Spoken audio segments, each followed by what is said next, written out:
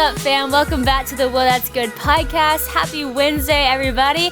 I hope you're having a great week, but let me tell you, it is about to get better because we have a very special guest on the podcast. She has a new book out. We have Katie Davis Majors, and she has a new book out called Safe All Along. I love the subtitle, Trading Our Fears and Anxieties for God's Unshakable Peace. How many of you need that? I know I do. So Katie, we're so grateful that you're on the podcast today. Thank you for having me. I'm excited to be here. Yes, this is awesome. And I was just mentioning before we popped on that I actually got to meet you in Uganda like 7 years ago or something, which is so cool. Yeah, so fun. I can't believe it's been that long. And I also can't. Like, it feels like so long ago and also just Totally. recently.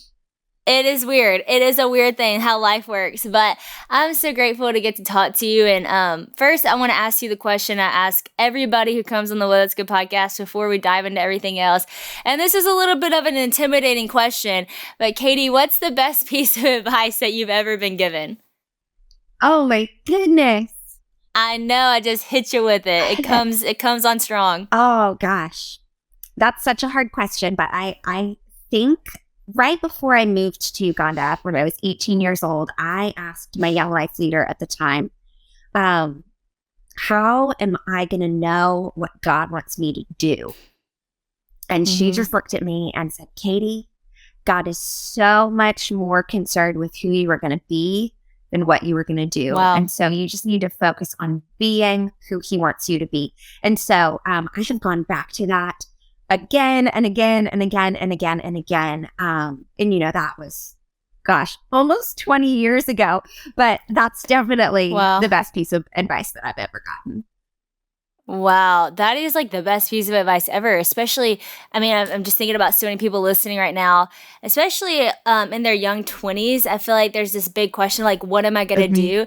And there's such a fear surrounding it that what if I mess up? What if I don't do the right thing? Or what if God's leading me to something and I do the wrong? And there's just this, like, you put this pressure on yourself. But I so agree with that. Like, God's so much less concerned with what you're going to do. He's so much more concerned with who you're going to be, and who you are going to be is going to lead you into what you're going to do. Right. And so that is just like the best piece of advice ever. So let's go there. So you're 18 years old, you're about to move to Uganda. Was that like the plan? How did that even happen that you were like 18 and thought that you were not just thought, that you did move to Uganda? Yeah. How did you get to that point? Well, my mom and I had gone on a short-term trip over my Christmas break of my senior year of high school. So about 3 weeks we went over and we volunteered in an orphanage. And while we were there, we met a pastor and his family that ran a different orphanage that was further outside the town where we were staying. And he had very little staff and like a lot of kids, 120-ish kids. And he just said, like, wow, I feel like the Lord is speaking over your life that you're going to come back here and work. Do you want to come back and volunteer with me for a little while? And so I was like, oh, sure, maybe. I don't know. Maybe I will. And so I came back to the States and finished up high school and prayed about it. I had applied and got into several colleges, but I ultimately decided I would take a gap year and go and volunteer with him for a year. And I helped him kind of start up this little preschool and kindergarten program and get that off the ground for the kids in his orphanage.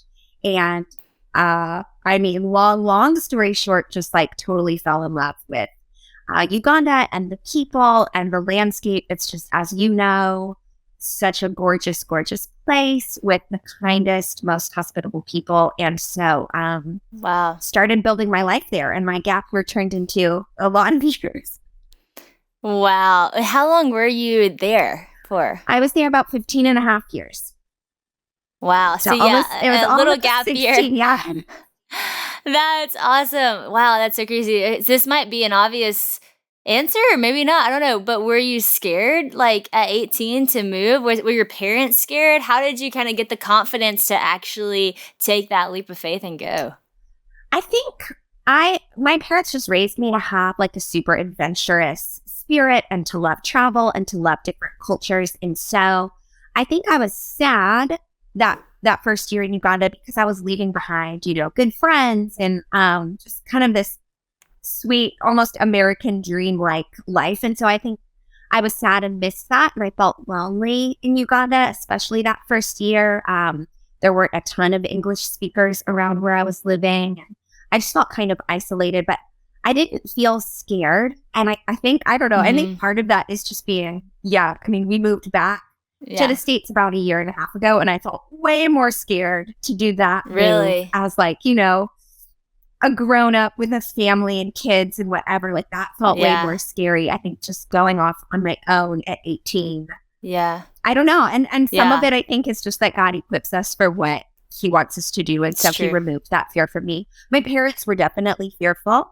I don't think as much for my safety, but just at the thought that I might be throwing away opportunity. And they had worked really hard to create a life for me in which I had every opportunity to do whatever I wanted to do. And so I think they were worried about what I might be throwing away or not taking advantage of.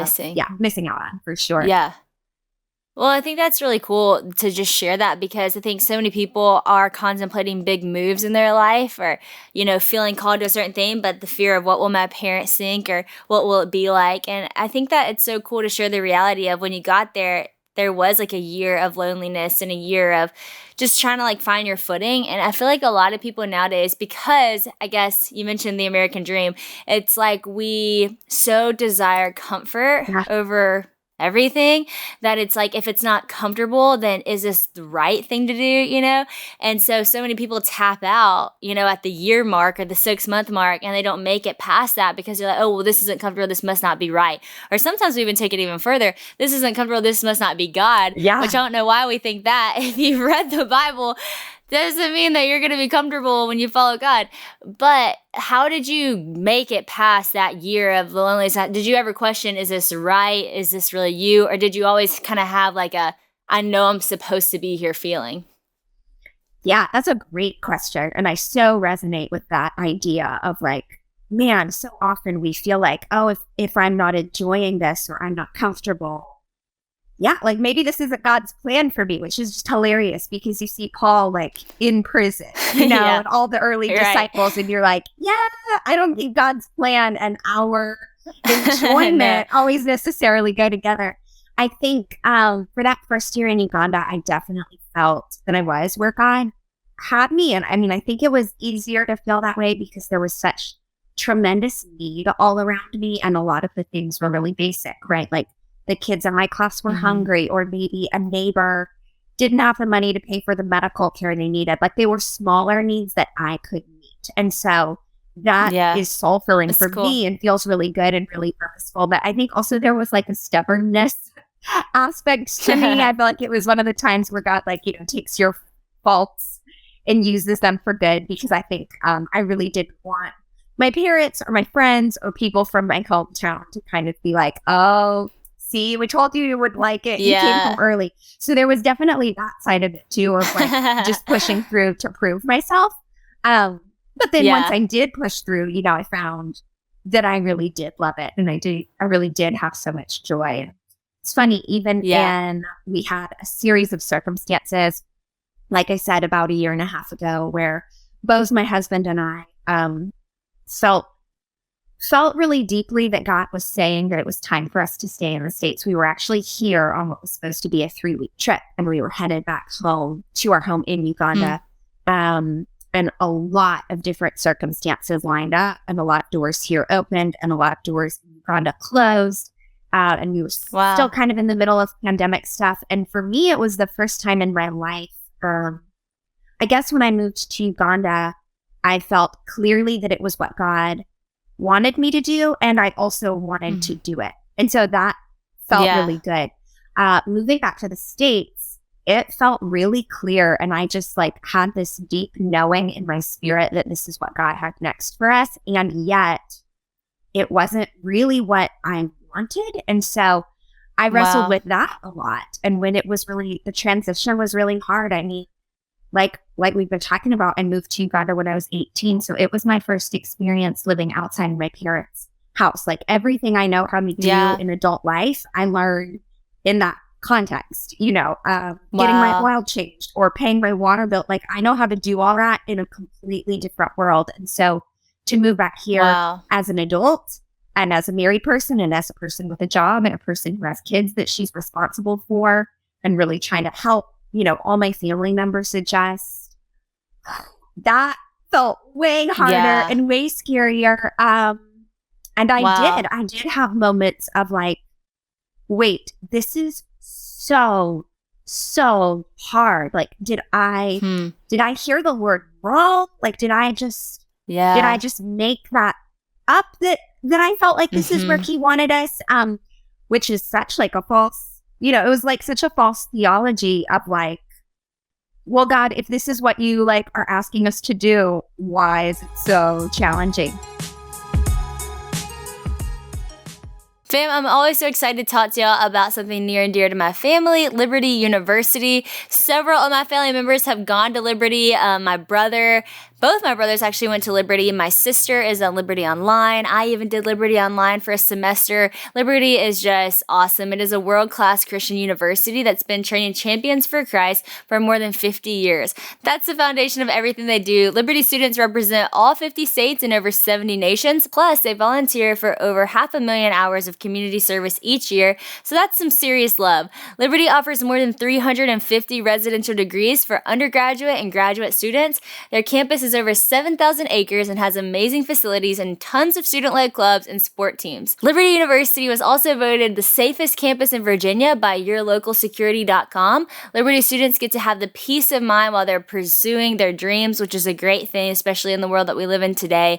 Liberty, my personal experience at Liberty was amazing. Like I said, I just did one semester, but the professors were so kind. And what I love most about it is that as I was, growing my knowledge in education, I was also growing my knowledge about the Bible, because they do such a great job of incorporating scripture and all these things into the classes that you're taking. So I love taking the classes at Liberty. I know you will too. Liberty has got you covered, whether you're starting out on a totally new adventure or you're just wanting to learn more about something that you're really interested, like I was. Plus, Liberty offers a bunch of scholarships and discounts to help you reach your dreams without breaking the bank. To start your future now, go to liberty.edu/Sadie, and because you're a Whoa That's Good podcast listener, you'll also get your application fee waived. So friends, don't wait. Go to liberty.edu/Sadie now and get your future started today.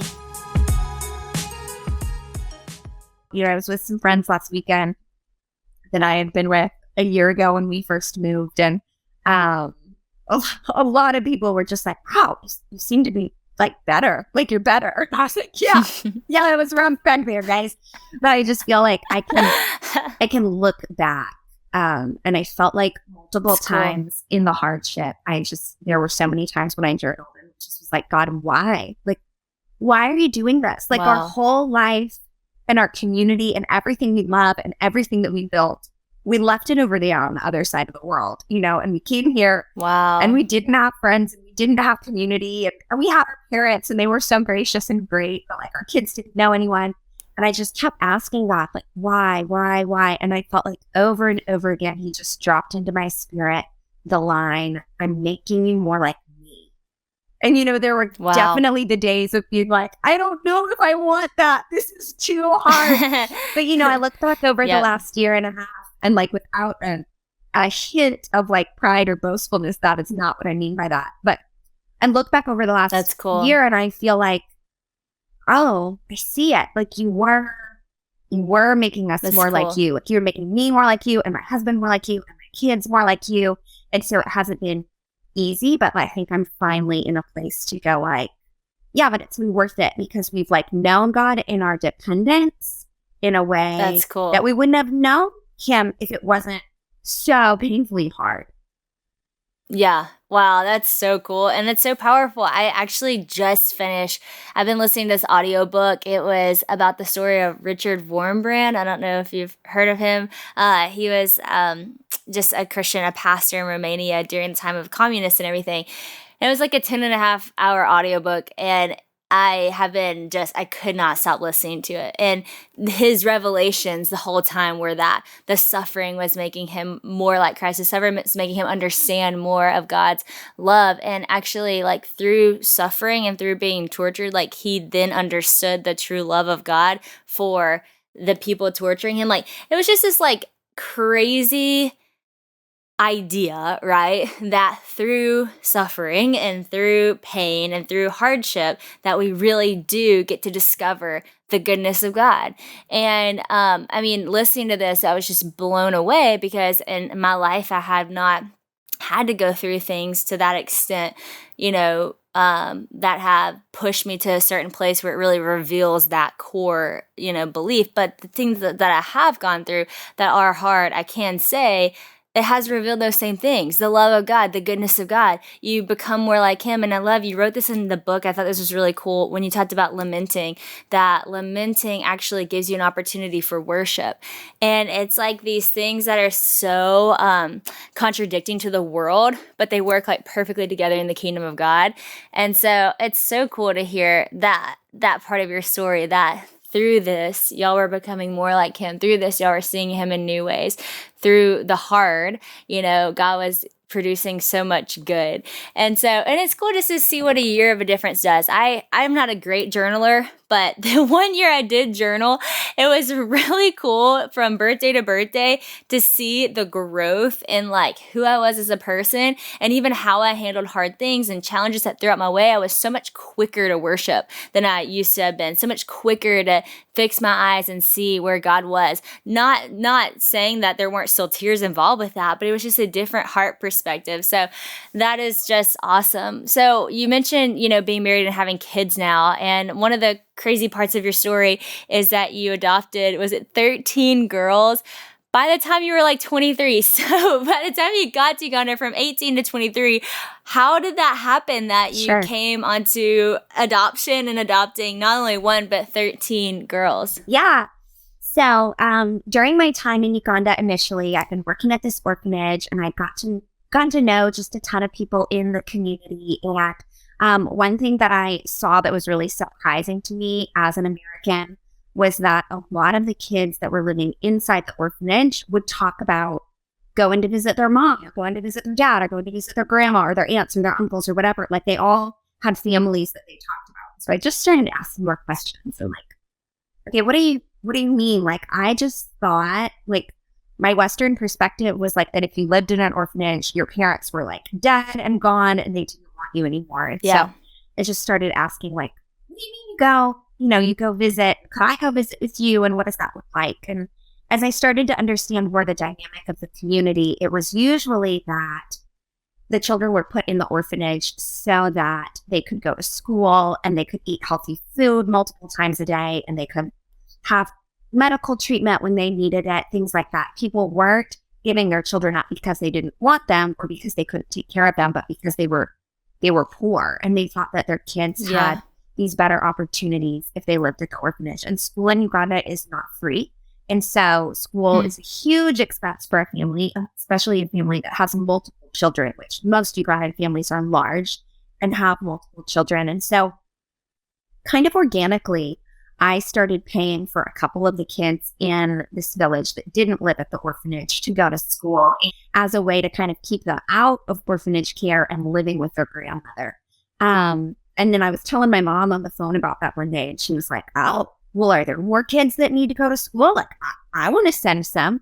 And I was like, I mean, yeah, sure. There are plenty, like there's plenty of need, like I said, all around. And so within that first year, I was actually just kind of on my own, sending 40 kids to school. And so I was like collecting a little money from friends and family in the States and sending these kids to school. And once the number kept growing and growing, I decided to form a nonprofit. The nonprofit's called Amazima, which means truth in the local language in Uganda. And so it was my heart really that these kids didn't just have an education and have access to the food and medical care and things that they need, but that they would also come to know Jesus. And so they would go to school and I would hang out with their families or meet with them in the evenings and we would study the Bible together. I would have all the kids over to my like little one-room house on Fridays and we would read the Bible together. And I wanted them to have more than just like a good life, but the opportunity for eternal life. And so I was doing that for a couple of years, and now Amazima has grown and is huge. And we have schools and we have a staff of over 300 and they're awesome. And I get to just kind of pop back and forth between here and Uganda and check in on them and encourage them some. But after a couple years of doing that, so I kind of decided, okay, clearly I'm going to stay here for a while. Moved out of the orphanage into this other little house in the same community, like just down the road. And there was a situation that came up where a couple of the kids that I was already paying for to go to school, they were in this terrible accident. The house fell down that they were staying in a storm because the house was really unsturdy. And the oldest was injured and in the hospital, and the two little guys didn't have a place to stay. And so I just kind of said, like, okay, well, they can come and stay with me while we, like, figure things out. And long story short, we looked for a long time for other family members. During that time, their grandmother passed away, and she had been kind of their primary caregiver. And so, I mean, it was basically like this extended sleepover. Like, I just kept saying, like, you can stay here a little longer, you can stay here a little longer. And then after they had stayed for a while, I began, like, the government process of, like, okay, I think I need to become a foster parent so that they can legally keep staying with me. And after I became their foster parent, they started calling me mom.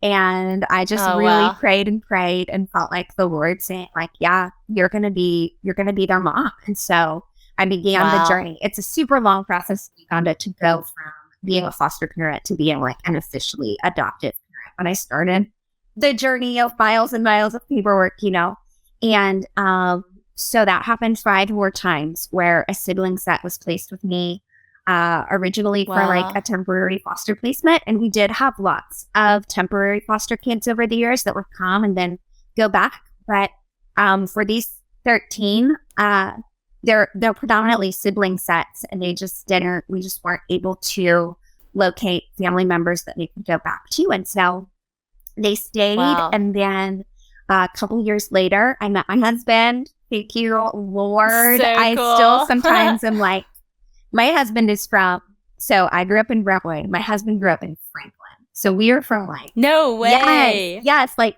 we could have, like, been at the same, like, sporting events in high school, and we didn't. Wow. We didn't know each other. I mean, God is just, I don't know. Sometimes still, I mean, we've been married 8.5 years, and I still look back and just think, like, God, you did that. Like, you're so kind to me. Like, I cannot believe you did that. So he was in Uganda doing mission work with a different organization, and we had just kind of bumped into each other a little bit. He started coming to our church. He joined a small group that I was a part of. So that's how we became friends. And we decided to get married. And so he just kind of jumped in on the paperwork with me, and we adopted our girls together. And then we went on to have 2 more babies. And because God is fun and funny, both our babies are boys. So we've got 13 girls, and then we've got 2 little boys down at the end who are, like, ridiculously doted on and so much fun, and, like, this total, different kind of energy than girls. Like, sometimes they're 4 and 6 now, and I still look at that, and I'm like, what are you doing? Like, your sisters just, like, didn't what are you doing? These things. But they're so fun. So funny. Oh my gosh, that is the coolest story, because I just love it for so many reasons. And I hope that every girl out there and guys listening to that, like, you moved to Uganda and you were about to adopt 13 kids, and, like, you still end up meeting your husband who is, like, from literally, if you know Franklin and Brentwood, it's like neighbor, like right beside each other. Town, basically. Like 10 minutes. I mean, literally sporting events, the whole thing. But you meet him in Uganda on mission work, Bible study. Like, the whole thing is so crazy, because I have people that tell me, friends here, because I live in a small town, they're like, I'm never going to meet my husband in this small town. And I'm like, okay, God is so much bigger than this small town, you know? If God wants to do it, God is going to do it. He's going to do it. I'm like, look at Katie. Look at her story. If she can move to Uganda and adopt 13 girls and still find the love of her life, then that is a God thing over a Bible study. I mean, that is just so cool. And again, it kind of goes back to your first piece of advice. Much more concerned with what you do. It's really who you are, and who you are is going to lead you to what you do, and who you are is going to lead you to the person that you end up marrying. Who you are is going to lead you to the friend group and the community that you have. Who you are really does. Like, if you're doing the thing God's called you to do, that's an overflow of what he's, been doing in you, then he aligns the path for the people that need to be in your life. And I think about that with my husband. I mean, I'm from the small town too that everybody's scared they're not going to find a husband in. And I met my husband at the beach, like just so random and so crazy. But when I'm like, look at him, like, that's not random. Like that was God's perfect timing and intention. And like we recount our story too, and we're like, we had so many opportunities to meet over the years before. We were in the same place like 3 different times, and we didn't. And it was just God's timing that it was supposed to be then, and who He was shaping us into being by the time we met was really great for each other to partner together. So I just love that, and I just think that's so cool. So I'm actually pregnant right now with my second girl, and so I'm about to have little sisters in my house. And our whole thing at LO, the ministry that I run, is to be a good sister and a friend. Like we are all about sisterhood, all about friendship. And so I'm curious, with 13 girls in your house, one, I want to know before I even ask that, one, did you have sisters growing up? And two, with the 13 girls, what have you learned about sisterhood and just the value of it in your own home? Y'all, dinner time can feel crazy sometimes. When we get in the house after work and honey's playing and wanting our full attention, you want to give her your attention, it can be hard to make a good meal that your husband likes while also entertaining your daughter and also that you like, because hey, food's important to everyone. However, dinner time can be a lot easier with Home Chef because they've got you covered. They make mealtime so easy and even pretty exciting with so many delicious meals that come right to your door. They've got all the fresh, pre-portioned ingredients and an easy to follow recipe card, so you definitely will look like a pro every single night. And hey, this is the cool thing about it. You still get to cook. So it's you cooking, but they're just doing a lot of the work for you.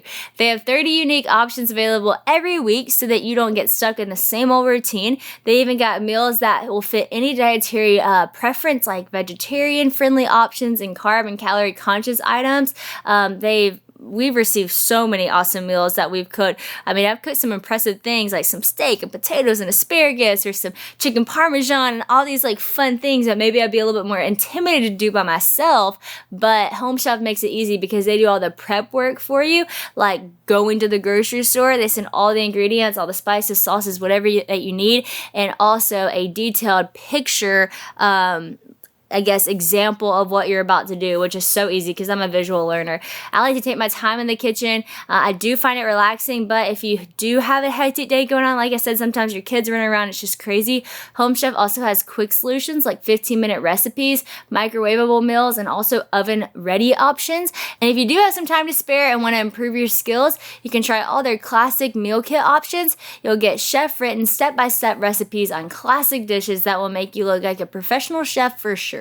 For a limited time only, go to homechef.com/whoa for 75% off your first box. That's huge, guys. Don't miss it. Again, go to homechef.com/whoa for 75% off. That's WHOA, homechef.com/whoa.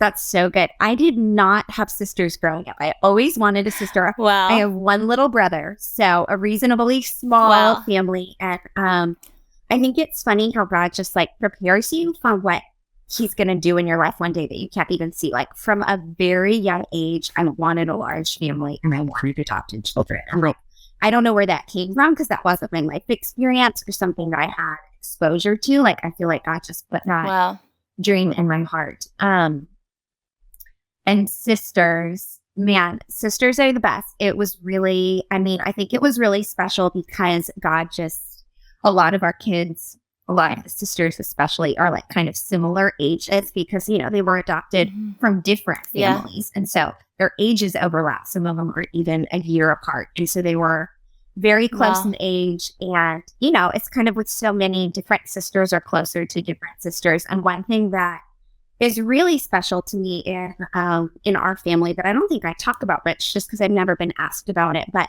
obviously as siblings, a lot of the girls came into my family with their biological sisters, but over the years of living together as family, like you would be able to look at our family and pick out, oh, these two are really close and these two are good buddies. And predominantly that doesn't have anything to do with biology. Like it has a lot more to do with ages and who shared bedrooms growing up and like the different sports or activities or singing or different things that they were involved in and like just different personalities. And so it's really fun. That's cool.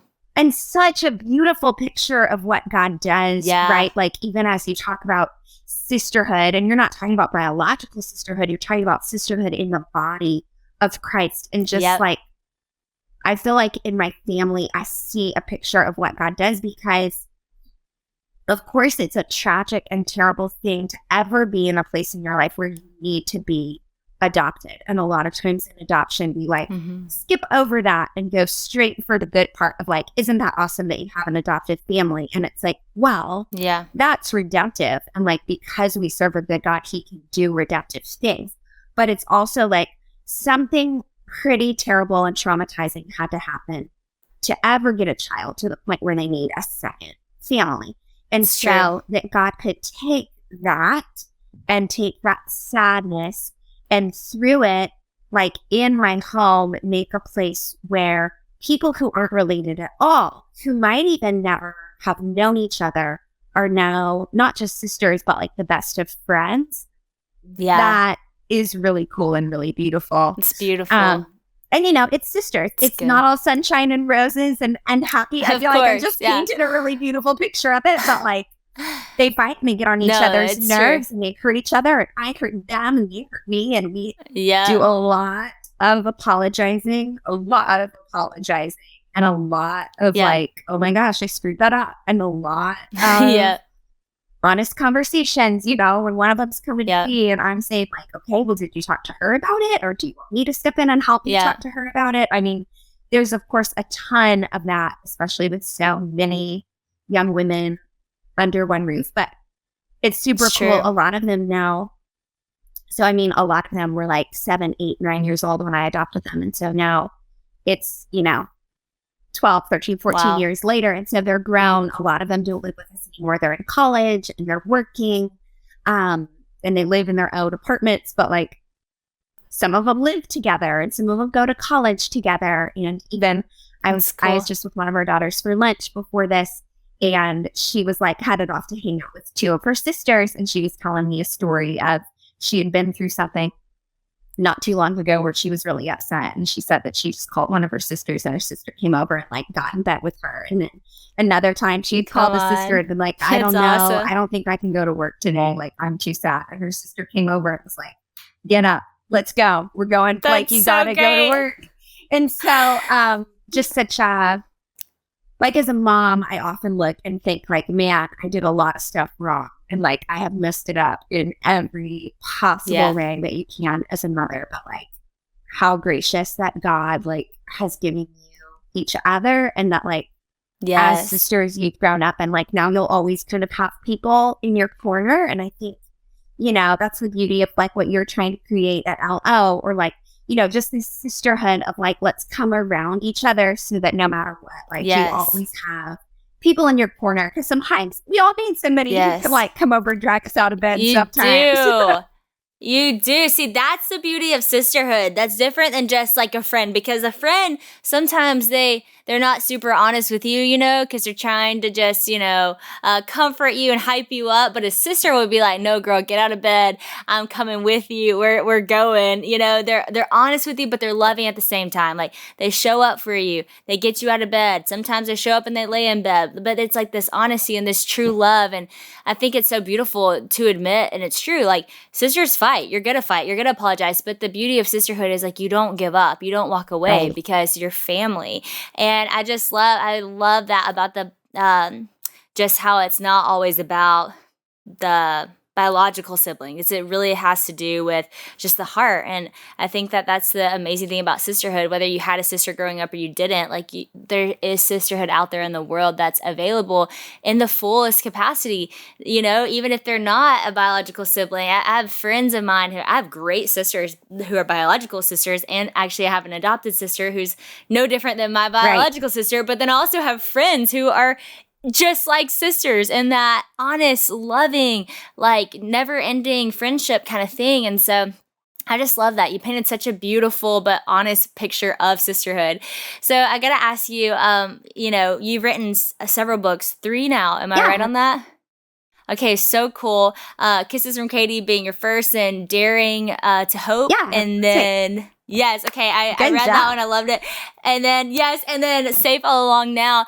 So how did you start writing? Did you know this was a gift that you had when you wrote Kisses from Katie? What was the heart behind even starting it? And actually, I think, didn't Beth Clark help you on that? She did. Do you know Beth? She did my first 3 books too. And I love her. She's wonderful. So she's just awesome. So I remember whenever, it was actually kind of cool, whenever they put me with Beth for my first book, I thought it was so cool that she did your book. I was like, oh my gosh, this is amazing. So how did you get into writing in the first place? Yeah. So actually, when I moved to Uganda, I started keeping a blog. That was like back when blogs were big. Yes. And so I was writing a blog. I mean, really just to keep up, to let my family and the handful of people who had given me a little bit of money to go over to Uganda to kind of keep them updated. And the blog just got really popular. A lot of people started reading it. And so I had publishers start reaching out to me and just say, hey, could we turn your blog into a book? Have you thought of making this story a book? And I mean, I was 20, maybe 21, 22. I was really young at the time. So I was kind of oh, I don't know, sure. And then they were like, okay, cool. We're going to send this lady back. And she's going to follow you around and write it all down, And so she kind of took all my blog posts and stuff that she got from me and just hanging out with us in her home and turned it into a manuscript that I then approved. Had no idea, no thought in my mind that it would sell like it did. So then I was kind of wow, this happened. Yeah. Which is great. But I do feel I do feel I look back at that book and think wow, one, when you're 21, 22, you hold some really strong opinions. And there are a lot of things that I still feel strongly about. And then there are things that I've really changed my mind on, and that's okay. Yeah. Yeah. And also just have had zero idea that it would sell as well as it did. You just kind of think sure, I'll write a book. People write books, whatever. We'll see. And so, that was, I don't know, not to say that it wasn't a good experience, but it wasn't an intentional, as intentional as it was just wild. Yeah. So then for a while, I was really kind of overwhelmed by all the attention we were getting. It was kind of I'm never writing a book again. No.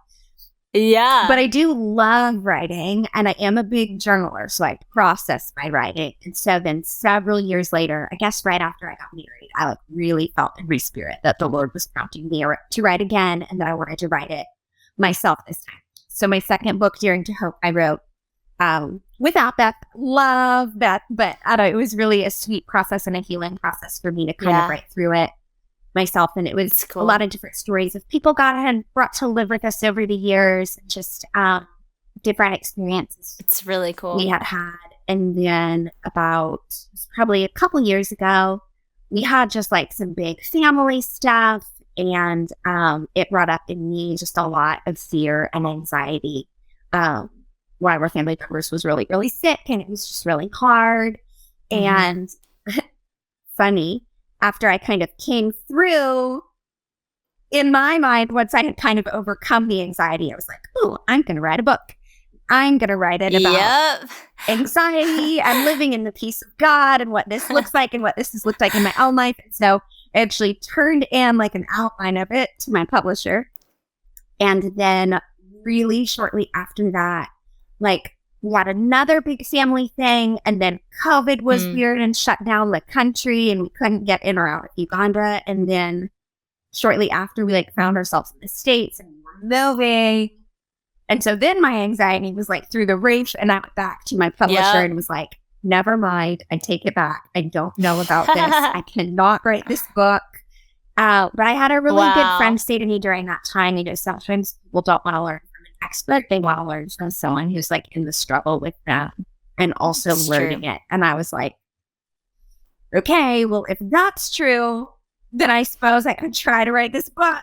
And so Safe All Along, I mean, a lot of it is just me kind of sharing as I am learning. Okay, God promises that he gives us peace. Paul says his peace transcends all understanding, and do not be anxious about anything and cast your cares on him, because he cares for you. And in my head, intellectually, I do know that's true. I do believe that that's true and do trust God. But like, how do I move that from head knowledge to like actually living it out and walking in it? And I am by no means an expert. Like the things I wrote about in that book, I'm still going back to every day. Like, okay, Lord, how can we do this again? But it was again like a really healing book for me to write, especially so the majority of it ended up being written once we were here in the States. And so I feel like God just gave me something to do and to work on that was creative, that kept me really grounded in a time that the rest of my life felt a little bit out of control. Crazy.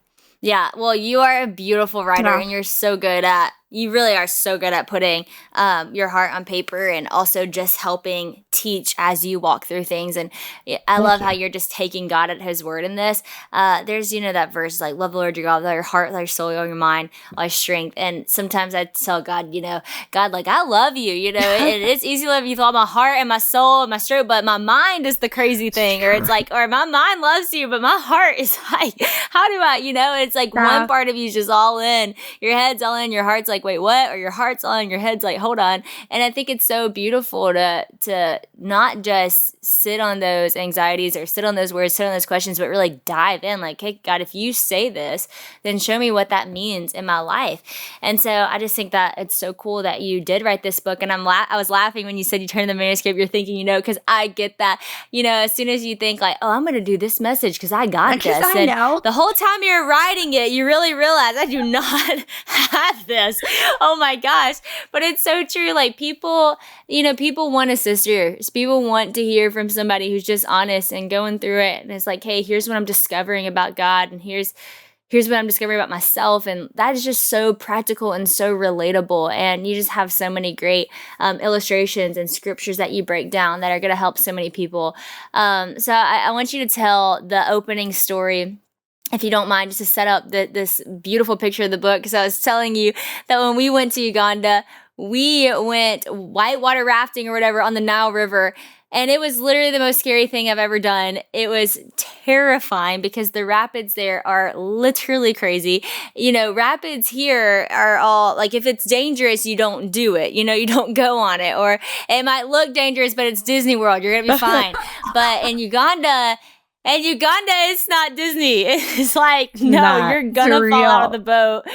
You're gonna just have to make it. Somebody from a kayak will pick you up and will meet you at the end. Yeah. And so, like, I just remember I was so terrified, and I bought the t-shirt, I survived the Nile River. And so when I was reading this opening story, I was like, oh my gosh, like, that is so scary because I know that water is crazy. Like, people here might not be able to see in their mind how crazy those rapids actually can be, or how one moment it can be still, the next moment it's like crazy. So tell us a little bit about what happened. And I know that was such a scary day, but just the revelation that came out of it that kind of set up the book.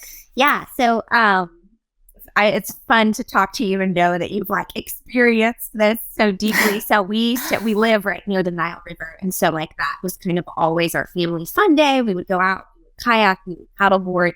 And so it was like, I don't know, I'm setting it up so that nobody out there thinks like, why do you have your kids in the river? Like there's like yes. There are parts that are good. Right? And so and our girls are big and they're pretty good swimmer. Like everybody's a straw swimmer. And so we had gone on our annual family camping trip, and we found a new spot on the river that we wanted to try out. And so the first day that we were there, we were like, yeah, we're going to go down and jump in and swim. We wore life jackets. And so where we were, there was a no swimming sign.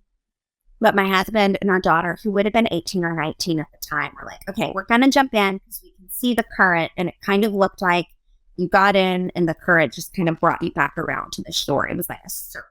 And so they did it. They jumped in, they circled back around to the shore. It was exactly what we thought would happen. And so I was like, oh, that looks so fun. Come on, go again with me. And we jumped in. And I don't know if we like overshot the current and jumped too far, or if the current, like you said, like they can just change, like if it just changed in the middle. Mm-hmm. But within like a minute, we were out in like the middle of the river. The water is going so fast.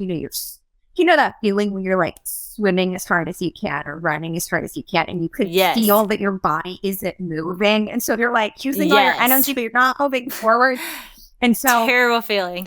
she's like over on one side of me. The shore is over on the other side of me. So I'm trying to simultaneously like swim to my left to get out, but reach to my right to get her. So I was panicking. Wow. I reached up and like a branch snapped off of my hand. I knew it was like something out of a movie. Oh my so gosh. I finally was able to catch onto this tree kind of that was hanging off. But as I reached out to grab my daughter, she went around the corner where I couldn't see her anymore. So she's like, oh my gosh, around the corner in the river. I can't see her. I can't hear her. You know, the river's loud, like roaring loud. So I'm like waving at my family who's back on the shore, trying to somehow let them know, like, I'm fine, but like, I don't have your sister. Like, do something. Oh my god. And I can't, they're far away. Like, I can't see if they're worried or whatever, but I can see that they're kind of like starting to walk over toward me. So I'm just sitting there on this rock, like screaming, like, Jesus, please, please, please. Like, you have to save her. I'm imagining every worst case scenario. Of course, yes. And so as my family's like coming through the bushes on one side of me, I hear these footsteps running from the other side, and I see my daughter, and just relief just like washes over me. And I'm like grabbing her and screaming like, are you okay? Oh my gosh. And she's just like, yeah, I'm fine. Like, it was fine. You know, not scared. Again, 18 years old, not worried about a thing. Oh my gosh. She kind of jumped off with her sisters and was like laughing, like, come on, maybe we won't swim anymore today. Let's go play cards. And so I held it together and I played it cool until I found my husband. But then like when I found my husband, of course, I just like fell apart, like lost it. And I was crying. Yeah. And, oh my gosh. I'm so sorry. Like I thought I lost her. I thought she was gone, you know, crying and sobbing. And so we stood there for a few minutes. And finally he said like, hey, I want to show you something. And he took my hand and he led me like up the hill, like high up on this riverbank. And from way up there, you could see the river down below and you could see the whole path and all the twists and turns. And he just kind of started pointing out like, look, if you hadn't gotten out here, like there was a little island over here you could have swam to. And like, there's this little ball over here you could have gotten to. And look over there, the water's still and she could have gotten out. And he showed me all these different places where like we would have been safe. And I felt like the Lord just kept dropping into my spirit. Like, you were safe all along. Wow. And at that time, we had just come out of that really hard season I told you about with our family. And I just remember like looking at the river and thinking like, oh yeah, God, like this is what this looks like for you. Like for me, I get like this view, it's right? Beautiful. Eye level with the rapids and I am panicking, but like God sees the whole thing. He sees the view from above. He sees all the ways he's going to carry us. And I just remember looking back at the last season of my life and thinking like, wow, I have really panicked. And really, you know, because to look down and see the river as safe again, all my anxiety and fear and the panic I just felt a minute ago felt like kind of silly, like kind of ridiculous. Like, wow, you were really freaking out and you were okay. And just to look back at our life and go like, yeah, that was really hard. And we're like, you know, we're banged up and bruised a bit, but like, we're all right. And like, God still gave joy and God still kept us safe and God was still with us. And so I just thought like, man, what would it look like, God, if I really, truly, deeply believed that you have it under control? And like, yeah, I'm down here in this life. I see just a little bit. And it is so easy to panic because I don't see the full picture, but God does. And so it's beautiful. How do I stay down here in the chaos, but live with what I know is true? And that is that we have a God that is greater and he's not going to leave us here alone.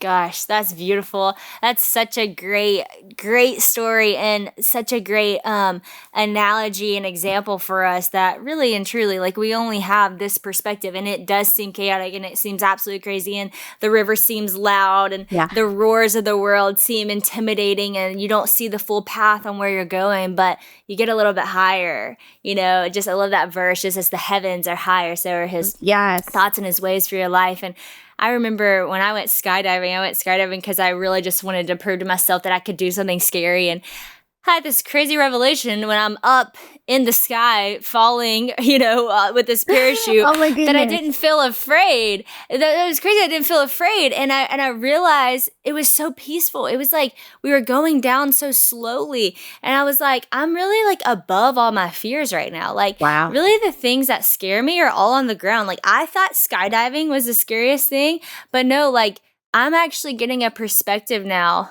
on what it looks like to be above the fears of the world, because this is God's view. Like, there's not scary. Like, literally this bird flying by me, like chilling. I'm like, this is like amazing. Like, what kind of peace do you have? Like, when you get this like fresh perspective of what it looks like to just be higher, Yeah, to just be I love above that. those things. And so I love it. And that safe all along is just a beautiful, beautiful word to keep in your heart as you walk through those hard things that you might not see the end, but God does, and he's with you in the midst of it. So I am excited for people to read this book. Friends out there, if you haven't gotten a pre-sale on this already, or I don't know, I guess by the time this podcast comes out, it might already be out. Go check it out, Safe All Along. And you have so much to look forward to as you dive into Katie's life. You just got a 40-minute picture of who she is and how amazing her and her family are. And I know you guys learned so much, but like I mentioned, she has other books out there that are incredible resources. And Katie, I'm just grateful that I got to connect with you over podcasts, and grateful I got to meet you years ago, and now you're a lot closer to me than you used to be. So next time in Nashville, I have to hit you up. But thanks again for being on this podcast. It was awesome. Thank you so much for having me. I really enjoyed it.